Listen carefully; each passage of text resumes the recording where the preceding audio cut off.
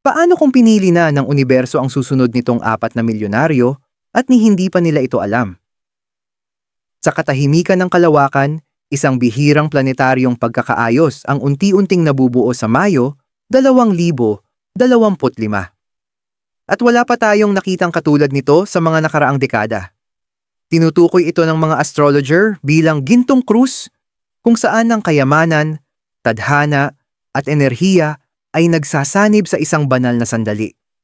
At kapag bumukas ang pintuang kosmiko na ito, 4 lamang na zodiac signs ang nakatayo sa hangganan ng biglaang pagyaman. Kung isa ka sa kanila, magbabago ang iyong buhay ng tuluyan, biglaan, walang hirap, at walang anumang babala. Sa malawak na orkestrang celestial ng kalawakan, may mga sandaling hindi isinulat sa mga taon, kundi sa tadhana.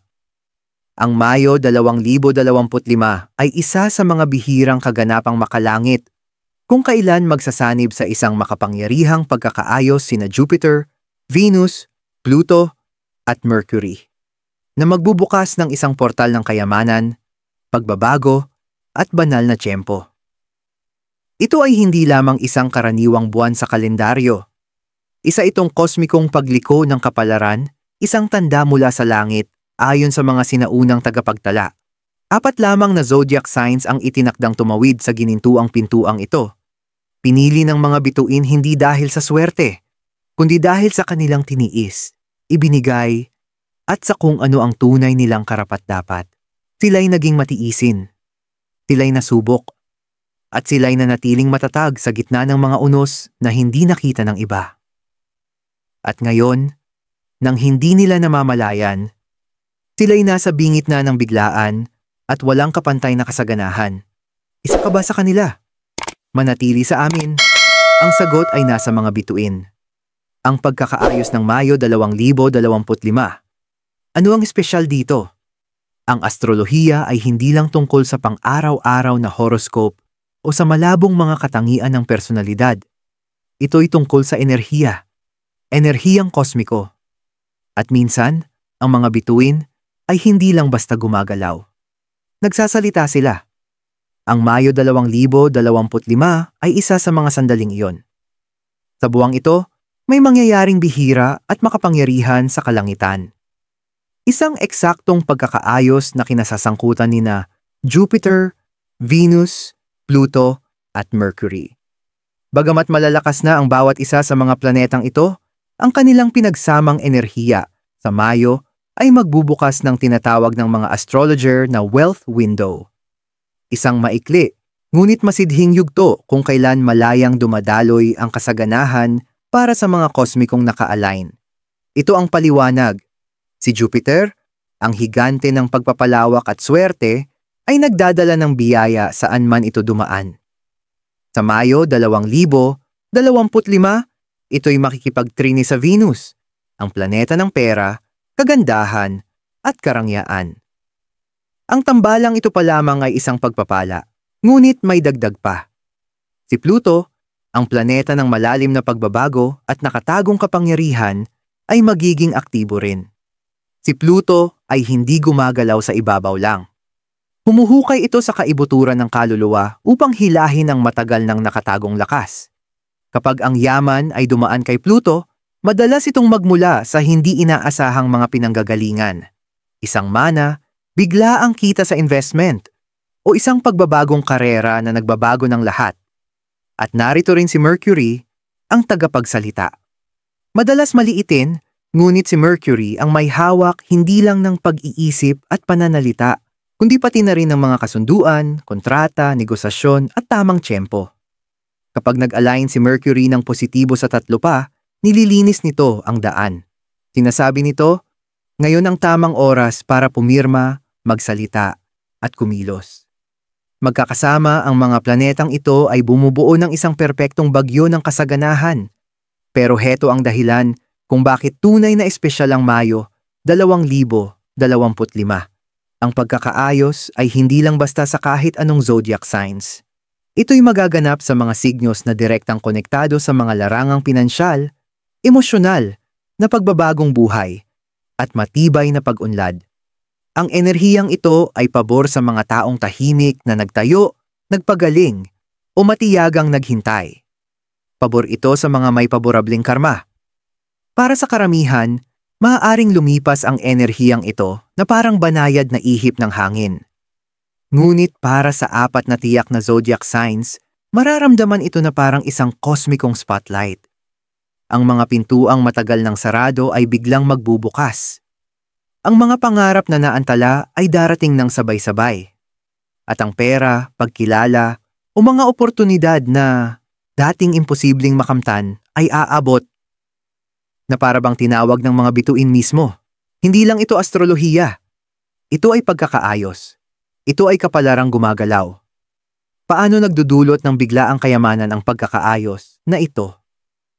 Madalas nating iniisip na ang kayamanan ay dumarating lamang sa pamamagitan ng matinding pagsusumikap, mahabang oras ng trabaho, at maingat na panganib. At oo, mahalaga ang mga bagay na yon. Ngunit minsan, ang yaman ay nagmumula sa isang mas mataas na puwersa. Isang pagbabagong kosmiko, isang pagbabago sa daloy ng enerhiya ng universo na ginigising ang ating tadhana sa paraang hindi natin kayang planuhin. Iyan mismo ang ginagawa ng pagkakaayos sa Mayo 2025. Bawat planeta sa bihirang pormasyon na ito ay kumakatawan sa isang susi ng biglaang kayamanan. Si Jupiter ay simbolo ng pagpapalawak.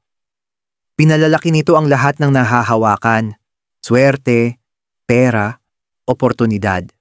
Kung ikaw ay nagtanim ng mga binhi ng pagsisikap, si Jupiter ang magsisiguro na ang mga ito ay lalago ng lampas sa iyong inaasahan. Si Venus ang namamahala sa material na kayamanan, kagandahan, karangyaan, at enerhiya ng pagtanggap. Kapag si Venus ay nasa pagkakaisa kay Jupiter, hindi lang ito tungkol sa pagkita ng pera. Ito ay tungkol sa pag-akit nito, madali at may kagandahan. Si Pluto ay nagdadala ng pagbabago. Siya ang tagapamahala ng nakatagong yaman. Tulad ng mana, biglaang tagumpay, mga nakabaong talento, o pagbangon mula sa malalim na personal na pagkalugmok. Si Pluto ay hindi nagbibigay ng mumunting biyaya. Ang hatid niya ay mga makapangyarihang paglipat ng kapalaran. Si Mercury, na madalas hindi pinapansin, ang planetang nagpapagalaw ng lahat. Binubuksan nito ang mga linya ng komunikasyon, nagsasara ng mga kasunduan, at naghahatid ng balita sa tamang oras. Kapag si Mercury ay naka-align sa mga higanteng planetang tagadala ng yaman, nagiging banal itong tagapagdala ng kasaganahan. Ngunit ang sikreto ay hindi lang nasa mga planeta, kundi nasa tiyempo.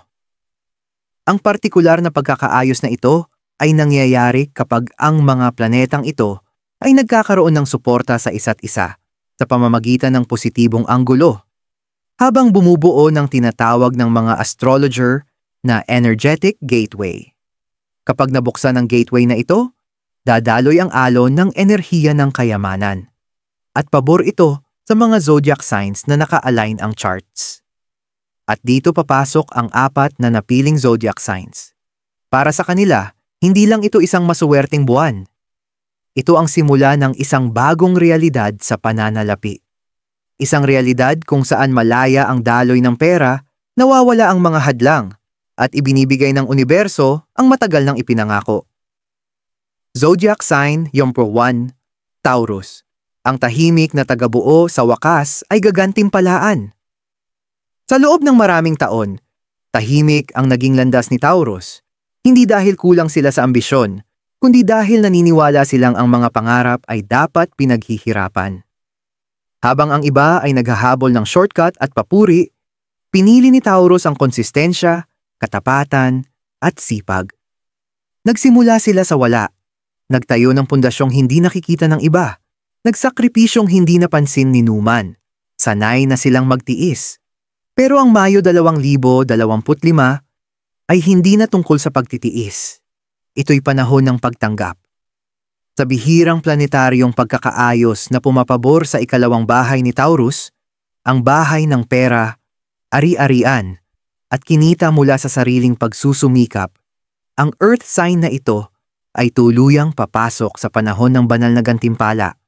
Ngunit hindi ito aksidente. Ito ay karmic.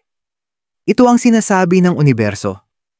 Nakita namin ang iyong ginawa sa katahimikan. At ngayon, makikita na rin ito ng buong mundo. Si Jupiter ang magdadala ng oportunidad. Si Pluto ang maghahatid ng malalalim na pagbabago. At kapag sumali na si Venus, ang ruling planet ni Taurus, sa celestial na pagsasayaw na ito, maa-activate ang isang napakalakas na enerhiya ng pag-akit sa paligid ni Taurus. Hindi lang sa aspeto ng kayamanan, kundi pati na rin sa respeto, pagkilala, at kagandahan. Ganito ang maaaring mangyari. Isang babaeng Taurus na walang kapag-uran sa pagpapatakbo ng maliit na negosyo ay biglang makatanggap ng isang hindi inaasahang investor. Isang taong naniniwala sa kanyang pangarap at handang punduhan ang pagpapalawak nito. Isang lalaking Taurus na pakiramdam ay natigil ang karera ay makatanggap ng email mula sa isang kilalang kumpanya. May job offer na doble ang sweldo at may travel perks na noon ay inaasam lang niya. Isa pang Taurus na matagal ng tahimik na sumusuporta sa pamilya ay biglang makatanggap ng mana. Isa na magpapalaya sa kanya sa mga pasaning matagal na niyang kinikimkim. Hindi ito swerte. Ito ay pagkaka-align. Ang mga bituin ay sa wakas ay sumasalamin sa matagal ng ibinubulong ni Taurus. Isinilang ako para sa mas higit pa. At ang mas maganda pa rito, kung paano haharapin ito ni Taurus. Walang yabang, walang ingay, isang taos-pusong pasasalamat, isang malalim na buntong hininga, at isang pusong nagsasabing, sa wakas. Ang Mayo 2025 ay ang buwan kung kailan titigil sa simpleng pag-survive si Taurus at sisimulang mamuhay ng buo at matagumpay. Kung isa kang Taurus, huwag ka nang mag-alinlangan. Ito na ang iyong kosmikong berdeng ilaw. Lumakad ka papunta rito, matapang. Matagal ka nang naghintay. Zodiac sign Modern War II, Aquarius, ang visionary na matapos mahalata. Si Aquarius ay palaging nauuna sa kanilang panahon. Sila ang mga nag-iisip, ang mga nangangarap, ang mga tahimik na rebelde na ayaw magkasya sa karaniwang kalakaran ng mundo. Habang ang iba ay sumusunod sa agos, si Aquarius ay naglikha ng kanilang sariling daan. Kahit na nangangahulugang maglakbay mag-isa. Ngunit ang pagiging visionary ay may kabayaran. Sa loob ng maraming taon, naramdaman ni Aquarius na sila'y hindi nauunawaan. Ang kanilang mga ideya ay itinatanggi. Ang kanilang enerhiya ay walang kapantay. At ang kanilang pasyon ay tinawag na sobrang o masyadong kakaiba. Ngunit patuloy silang naniwala. Nag-iisip, lumilikha, nangangarap, kahit na walang sumusuporta sa kanila. Mayo 2025 ay ang buwan kung kailan magbabago ang lahat. Ang kosmikong pagkakaayos na mangyayari ngayong buwan ay magbubukas sa ika-11 bahay ni Aquarius. Ang bahay ng mga pangarap, mga sosyal na bilog, pagkilala at pangmatagalang layunin. Ngunit ngayon, hindi lang ito tungkol sa potensyal. Ito ay tungkol sa pagtutupad. Sinasabi ng mga bituin, ngayon, handa na ang mundo para sa iyong liwanag. Sa pagkakaroon ni Jupiter ng ekspansibong epekto, makikita ni Aquarius na ang kanilang mga pangarap ay magsisimulang magtagumpay. Ang ideya na dati itinuturing na masyadong matapang, ngayon ay eksakto kung ano ang hinahanap ng isang kumpanya o investor. Ang proyekto na hindi pinansin dati, ngayon ay magiging viral, pinag-uusapan, at igagalang. Si Pluto, na nasa likod, ay binabago ang panloob na kritiko na madalas nakikipaglaban kay Aquarius. Ang tahimik na tinig na dati ay nagsasabi, baka hindi ako sapat, ay ngayon nagiging isang malakas na sigaw, hindi ako labis, ako'y masyadong maaga. Si Venus ay nagpapala kay Aquarius ng enerhiya ng pag-akit, na ginagawang ang mga tao ay naaakit sa kanila. Hindi para sa kung sino sila gustong maging, kundi para sa kung sino sila talagang ay. Ganito ito maaaring mangyari. Isang filmmaker na Aquarius na nahirapan maghanap ng pondo para sa kanilang proyekto ay makontak ng isang malaking platform matapos mag-viral ang isang clip na kanilang ipinost online. Isang guro na Aquarius na gumamit ng hindi tradisyonal na mga pamamaraan ng pagtuturo ay inaalok ng isang speaking gig sa isang International Education Summit. Isang artist na Aquarius na nawalan ng pag-asa na makikilala ay nakapagbenta ng isang digital na koleksyon na kumita ng mas malaking halaga sa isang araw kaysa sa kinita nila sa huling 2 taon. Ang mga kwentong ito ay hindi katang-isip. Ito ay mga pagkaka-align, kosmikong pagkilala. Sa lahat ng ibinuhos ni Aquarius sa universo nang hindi humihingi ng kapalit. Ito ang sandali na matagal nang pinapangarap ni Aquarius, hindi dahil ito ay magarbo, kundi dahil ito ay tama. Hindi nila hinahanap ang papuri. Hinahanap nila ang pagkakaroon ng epekto. At sa Mayo 2025, ang epekto ang tiyak nilang malilikha. Kaya kung ikaw ay Aquarius, ang mundo ay nakikinig na ngayon. Sabihin mo ang iyong katotohanan. Dahil sa pagkakataong ito, sa wakas ay maririnig ka nila. Zodiac sign number 3, Scorpio. Ang pagbangon ng Phoenix. Kasama ang kayamanan. Si Scorpio ay palaging nagdadala ng bigat ng mga lihim, katahimikan, at pag-survive. Sila ang mga nagbabago ng sakit upang maging lakas, ng pagkabigo upang maging paggaling, at ng pagkawala upang maging pamana. Ngunit ang pagbabagong ito ay hindi madaling makamtan. Si Scorpio ay dumaan sa apoy, mga emosyonal na pagtataksil, problema sa pera, at espiritual na pagbagsak, habang ang mundo ay tanging ang ibabaw lamang ang nakita. Sa ilalim ng malamlam na panlabas, naroroon ng isang kaluluwa na ilang beses nang nasubok. At subalit, hindi ito nagbigo. Ngayon, sa Mayo 2025, ang universo ay nagsasabi, tama na ang pag-survive. Panahon na para magtagumpay. Ang bihirang planetaryong pagkakaayos na ito ay magbubukas sa ikalawang bahay ni Scorpio, ang bahay ng pinagsamang yaman, muling pagsilang, at biglaang tagumpay sa pinansyal. At walang ibang mas naka-align sa enerhiya ni Pluto, ang kanilang ruling planet, kaysa kay Scorpio. Si Pluto ay hindi nagbibigay ng pagpapala ng dahan-dahan. Siya ay nagbabalik ng mas malakas na pundasyon pagkatapos itong yumanig. Si Jupiter at Venus ay sabay na magbubukas ng mga pinto na hindi pa alam ni Scorpio. Ang mga investments ay magbabalik ng hindi inaasahan. Ang isang utang ay mababayaran. Ang pagbabago ng karera ay magdudulot ng kasaganaan. Ang isang nakatagong talento ay makikilala. At si Mercury ay sisiguruhing malakas at malinaw ang mensahe kay Scorpio. Tapos na ang paghihintay. Halimbawa ng mga pagbabago. Isang babaeng Scorpio na minsang nagtangkang magtiwala sa maling tao at nawalan ng lahat, ay ngayon inaalok ng mataas na posisyon ng isang taong tinulungan niya ng buong puso ilang taon na ang nakalipas. Hindi siya namamalimos. Siya ay naaalala.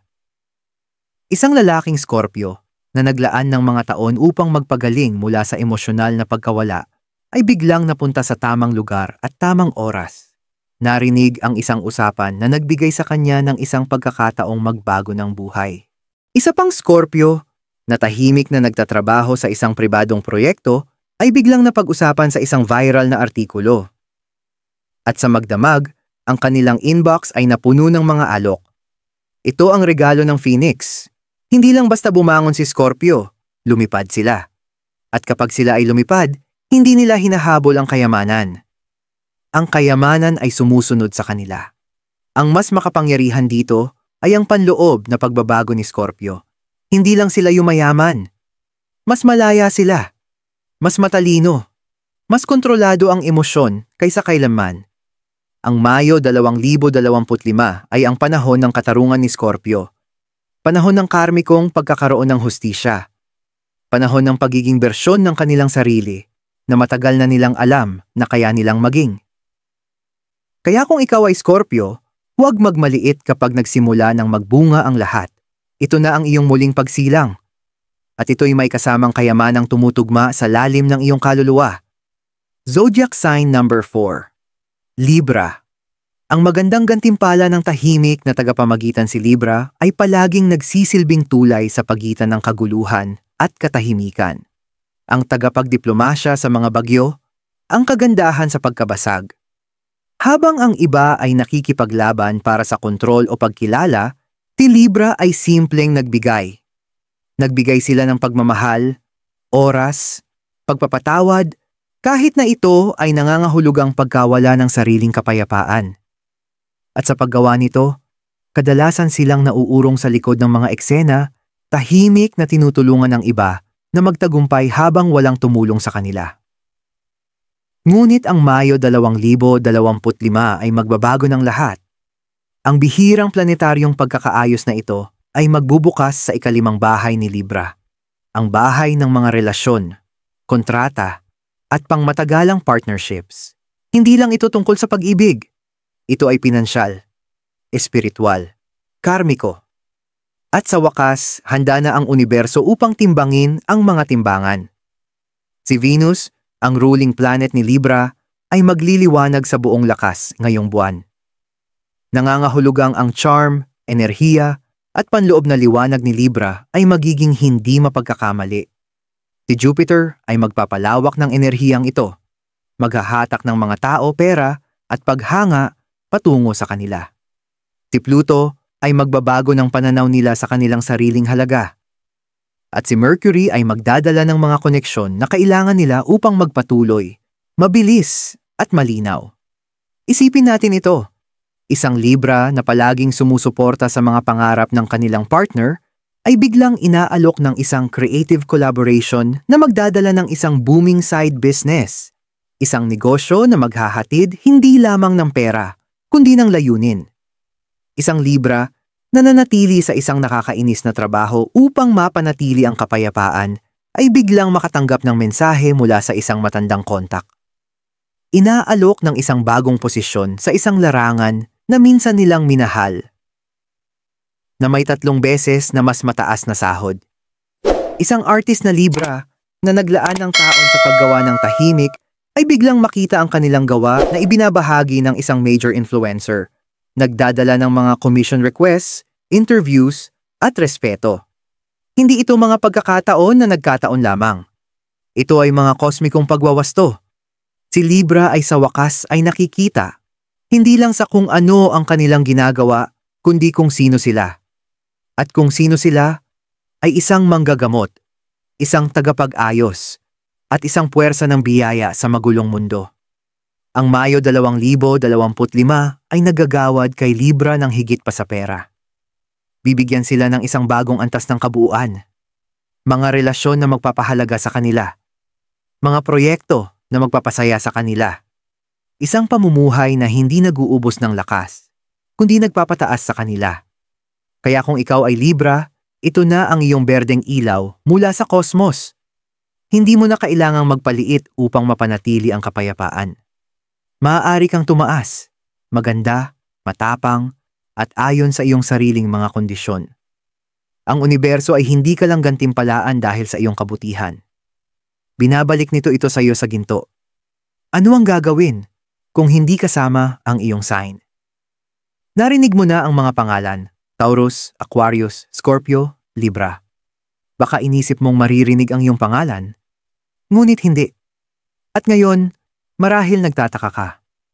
Hindi ba ako kasama sa pagkaka-align na ito? Naiiwan ba ako? Ang sagot ay isang malakas na hindi. Hindi nakakalimot ang universo sa kahit sino. Gumagana lang ito sa mga layer, sa mga siklo, sa tamang tiyempo. At habang ang Mayo 2025 pagkaka-align ay pinakamaliwanag para sa 4 na zodiac signs, ang enerhiya nito ay umabot ng higit pa sa kanila. Ibig sabihin, lahat, kabilang ka na rin, ay maaaring makinabang mula sa mga biyaya nito. Narito kung paano. Simulan sa pag-align ng iyong mga layunin. Ang kalinawan ay nag-aanyaya ng oportunidad. Kung ito man ay kayamanan, kapayapaan, o layunin, pangalanan mo ito. Angkinin mo ito. Pagkatapos, maghanap ng mga senyales. Ang pagkaka-align na ito ay nagbubukas ng mga subtul na pintuan ng kosmos. Isang tawag sa telepono na hindi mo inaasahan. Isang ideya na hindi ka bitin. Isang pakiramdam na nagsasabi na ngayon ang tamang oras. Maglaan ng oras sa mga ritual na magpapalakas ng iyong enerhiya. pagsusulat sa journal, pagmumuni-muni, paggawa ng mga script ng kasaganaan, o simpleng pag-visualize ng iyong tagumpay.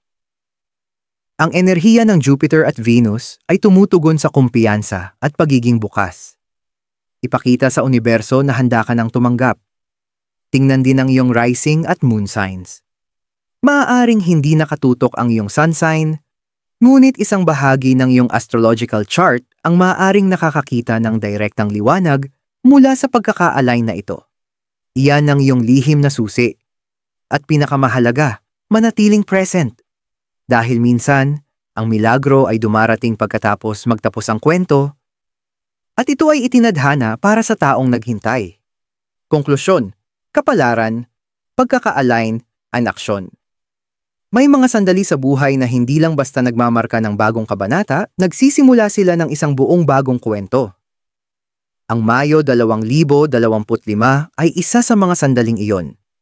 Hindi dahil puno ito ng ingay, kundi dahil ito ay may kosmikong kawastuhan, tahimik na lakas, at banal na tiyempo. Taurus, Aquarius, Scorpio, at Libra, kayo ay pinili hindi ng pagkakataon, kundi ng pagkaka-align. Ang mga pagsubok na inyong hinarap, ang mga pag-asa na inyong pinrotektahan, ang tahimik na pananampalataya na pinanghawakan ninyo, kahit na wala kayong nahanap na suporta mula sa mundo. Ang lahat ng iyon ay nagdala sa inyo sa puntong ito. Ang universo ay hindi basta nagbibigay ng walang kabuluhan. Ito ay nagagantimpala sa resonansya. At sa ngayon, kayo ay nasa perpektong harmonya sa kasaganahan. Ngunit pati na rin sa mga hindi kabilang sa mga nabanggit na signs. Tandaan, hindi iniiwasan ng mga bituin ang mga kaluluwa. Silang umiikot, bumabalik, at nagbabalik loob. Ang inyong sandali ay maaaring ang susunod na pagkakataon. O baka, ito ay nagsisimula na, dahan-dahan, malumanay, ngunit kasing makahulugan pa rin. Ang pagkaka-align na ito ay isang portal, ngunit kailangan pa rin kayong pumasok. Kaya't magtulungan.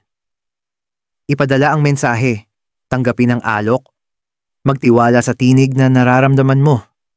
Dahil kapag ang mga bituin ay nagbukas ng pinto, ang pinakamalakas na hakbang na maaari mong gawin ay pumasok.